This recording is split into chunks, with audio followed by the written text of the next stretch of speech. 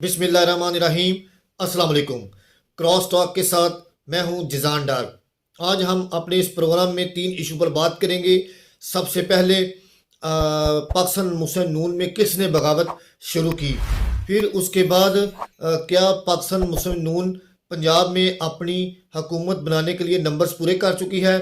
फिर उसके बाद आज पीटीआई के जो सीनियर वकील कानूनदान हैं उन्होंने आज इमरान खान से डेला जेल में मुलाकात की। क्या अहम फैसले हुए वो हम आपसे शेयर करेंगे। फिर उसके बाद आज जो सबसे अहम जो एक डेवलपमेंट हुई है चौधरी शुजात और चौधरी परवेज लाई के दरमियान अडयाला जेल में मुलाकात के हवाले से, वो हम आपसे शेयर करेंगे। तो चलते हैं। हम सबसे पहले कौन से पाकिस्तान मुस्लिम नून के रहनुमा हैं जिन्होंने बगावत की है। जी वो आसिफ कुरमानी साहब हैं। मियां नवाज शरीफ के साबका पॉलिटिकल सेक्रेटरी हैं और वो इस वक्त मौजूदा सेनेटर भी हैं पाकिस्तान मुस्लिम नून की तरफ से। उन्होंने आज एक निजी टीवी चैनल को इंटरव्यू दिया है। उन्होंने कहा है कि मरीम नवाज की वज़ीर आला पंजाब की जो नामजदगी है वो सेंटर एग्जेक्टिव कमेटी से नहीं ली गई। उन्होंने कहा कि हमें मरीम नवाज और बिलावल ये दोनों प्री मैच्योर हैं, अभी इनको सियासत सीखने की ज़रूरत है। फिर उसके बाद उन्होंने कहा कि मियां नवाज शरीफ को माइनस किया जा रहा है सियासत से। तो उन्होंने कहा कि कुछ पाकिस्तान मुस्लिम नून के अंदर सियासी अदाकार भी हैं। उन्होंने इशारा भी किया है, सियासी फनकार भी कहा उनको। उनमें ख्वाजा आसिफ हैं, सेनेटर अरफान सदीकी हैं, अता तारण हैं और उसके बाद ख्वाजा आसिफ हैं और ख्वाजा साद रफ़ीक। इनको भी उन्होंने दो दो आड़े हाथों लिया। उन्होंने कहा कि मियां नवाज शरीफ की मकबूलियत जो सी है वो दिन ब दिन कमज़ोर होती जा रही है।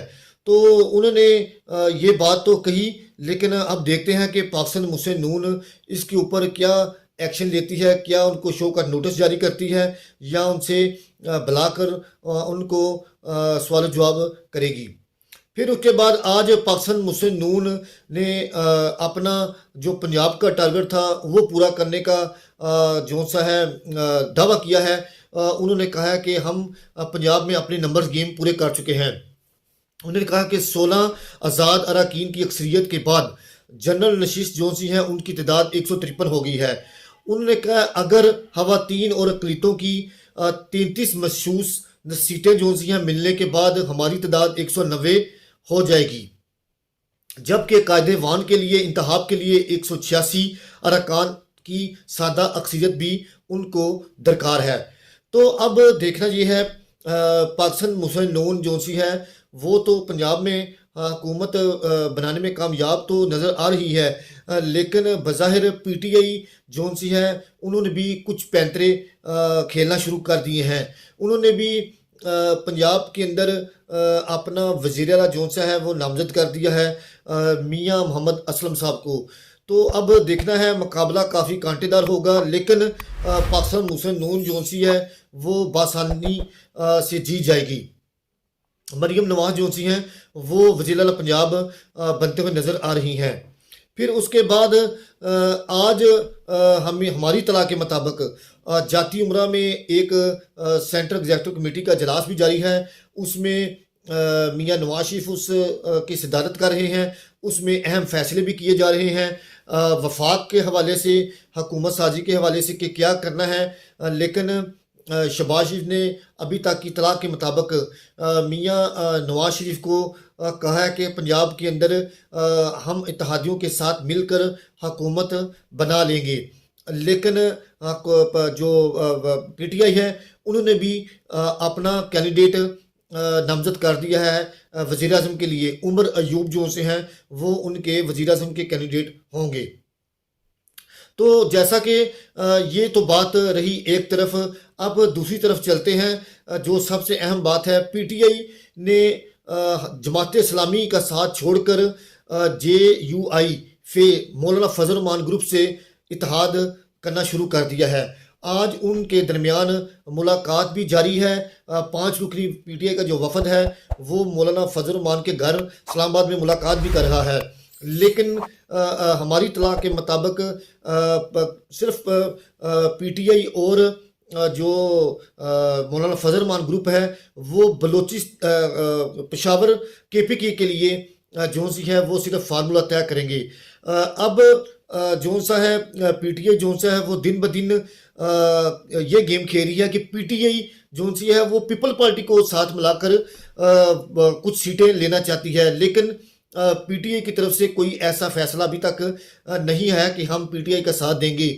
लेकिन बैरिस्टर गोहर की जानिब से यह कहा गया है कि इमरान खान ने आज जो सा है कहा है कि पाकिस्तान मुस्लिम नून और पीपल्स पार्टी के साथ हमारा किसी किस्म का कोई इत्तेहाद नहीं हो सकता, क्योंकि ये दोनों जमातें जो सी हैं मुल्क को लूट चुकी हैं, अवाम के हक पर डाका डाल चुकी हैं। इन्होंने मुल्क के लिए कुछ नहीं किया, इन्होंने 76 साल से कुछ नहीं किया, तो ये अब हमारा अवाम का क्या सोचेंगे।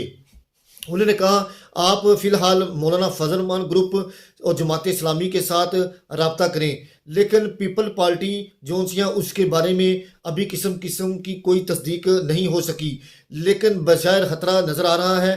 पीपल पार्टी जो सी है वो अपने मफादात के लिए ये पीटीआई के साथ इत्तेहाद कर सकती है और वफाक में सीटें भी ले सकती है। फिर उसके बाद अगर देखा जाए तो एएनपी ने पीटीआई से मुज़ाकरात करने जो इनकार कर दिया है। उन्होंने कहा कि हम पीटीआई के साथ किसी सूरत इत्तेहाद मुज़ाकरात नहीं करेंगे, क्योंकि उन्होंने हमारे यहाँ पर जो अरकान है उम्मीदवार स्पीकर जो सा है स्पीकर केपी की उसको भी नामजद कर दिया गया है। वो नाम हम आपसे शेयर करते हैं, साकिब उल्लाह खान। ये पीटीआई के स्पीकर होंगे। इमरान खान ने बाकायदा इसकी मंजूरी दे दी है। उसके बाद वज़ीर आला केपी की अली मीन गंडापुर की मंजूरी सबसे पहले इमरान खान ने दे दी थी। जैसा कि आज पीटीआई के जो बानी है मौजूदा कायम मकाम बैरिस्टर गोहर, आज उन्होंने एक गलत खबर शेयर कर दी थी। उन्होंने कहा कि वज़ीर आला बलोचिस्तान जो से सलार खान काकड़ को नामजद कर दिया गया है, जबकि वो मुंतवी नहीं हुए। वो कैसे पीटीआई के वज़ीर आला बलोचिस्तान नामजद कर दिया गया है? वहाँ से सिर्फ पीटीआई ने एक सीट जीती है, वो आदल बाज़ई है, वो सीट कामयाब जीतने में हुए थे। तो अभी तक बलोचिस्तान के हवाले से कोई फैसला नहीं हो सका। लेकिन हमारे ज़राए के मुताबिक बाज़ ये बात गश्त कर रही है कि पाकिस्तान तरीके इंसाफ जो सी है वो अभी तक अपने इत्तेहादियों को राज़ी करने में नाकाम नज़र आ रही है और हुकूमत बनाने में संजीदा नज़र नहीं आ रही। जो बाकी इत्तेहादी जमातें हैं पाकिस्तान मुस्लिम नून पीपल्स पार्टी, ये जो सी हैं हुकूमत बनाने में कामयाब हो जाएंगी। फिर उसके बाद क्योंकि उन्होंने अपने नंबर्स गेम भी पूरे कर लिए गए हैं। अब चलते हैं सिंध की तरफ। सिंध में पीपल्स पार्टी और एमक्यूएम का इत्तेहाद भी हो चुका है। वो भी वज़ीर आला जोन सा है तकरीबन वहाँ पर बना दिया गया है। उसका बस नाम अभी फाइनल करना बाकी है। लेकिन हमारे जो रिसोर्स हैं उनके मुताबिक पीपल पार्टी ने 3 नाम दिए हैं। वो तीनों में से एक आज सेंट्रल एग्जीक्यूटिव कमेटी के इजलास में फाइनल कर लिया जाएगा पीपल पार्टी के। तो बाकी जमात इस्लामी के साथ उनका जो वहाँ पे उम्मीदवार है वो देखते हैं पीपल पार्टी को वोट देता है या नहीं। हमारे ज़राए के मुताबिक वो पीपल्स पार्टी को वोट नहीं देगा। उसके बाद एमक्यूएम जोन सी है वो मुकम्मल तौर पर कराची में खेलने के लिए तैयार है, सीटें लेने के लिए भी तैयार है, वफाक में भी सीटें लेने के लिए तैयार है। वफाक में फार्मूला उनका तय है, 4 से 5 उनको वजारतें भी मिलेंगी। ये बात तो एक तरफ होगी। अब चलते हैं जेल में जो आज बहुत बड़ा ब्रेक हुआ है वो है चौधरी शुजात हुसैन की चौधरी परवेज़ लाई से मुलाकात हुई है। ये मुलाकात तकरीबन 2 घंटे और 40 मिनट रही है। चौधरी शुजात साहब के साथ कौन कौन मुलाकात में था वो हम आपको बताएंगे। चौधरी शुजात साहब के साथ उनके दोनों बेटे चौधरी सालक और चौधरी शाफी हुसैन, फिर चौधरी परवेज़ शुजात साहब के भाई चौधरी वजाद हुसैन भी थे। लेकिन हमारी ज़राए के मुताबिक चौधरी चौधरी शुजात हुसैन की बहन भी थी मुलाकात करने में। तो वहाँ पर क्या मुलाकात हुई, अंदर की खबर हम आपको बताएंगे। सबसे पहले तो चौधरी परवेज लाई साहब का हाल वाल पूछा गया, उनकी सेहत के हवाले से पूछा गया। फिर उसके बाद ये मुलाकात जो उनसी है अडयाला जेल के कॉन्फ्रेंस रूम में हुई। और फिर उसके बाद चौधरी परवेज लाई साहब से कहा गया कि हम चौधरी शुजात साहब की तरफ से कहा गया कि हम जो सा है आपको पाकिस्तान मुस्लिम लीग काफ के लिए कायल करने आए हैं। तो चौधरी परवेज लाई साहब की तरफ से कहा गया कि मैं किसी सूरत इमरान खान का साथ नहीं छोड़ सकता। इमरान खान का जो फैसला होगा वो मेरा फैसला होगा। उन्होंने कहा कि आपने हमारा मैंडेट चुराया है, हम किसी सूरत आपके साथ नहीं बैठेंगे।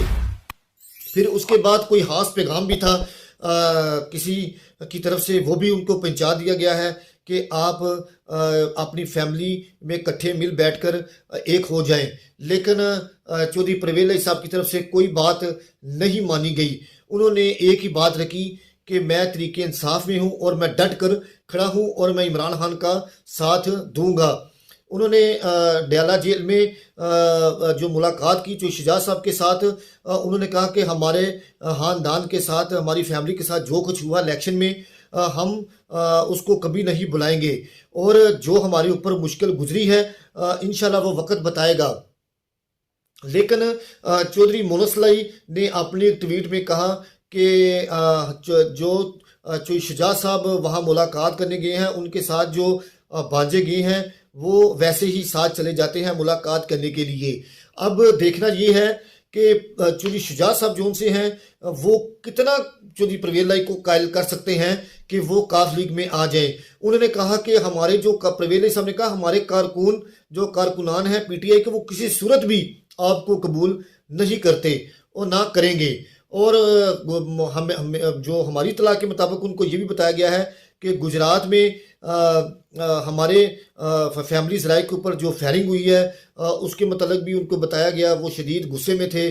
फिर पाकिस्तान मुस्लिम लीग काफ की जो तर्जमान है उनकी तरफ से भी बताया गया है कि हमने परवेज लाई से मुलाकात की है।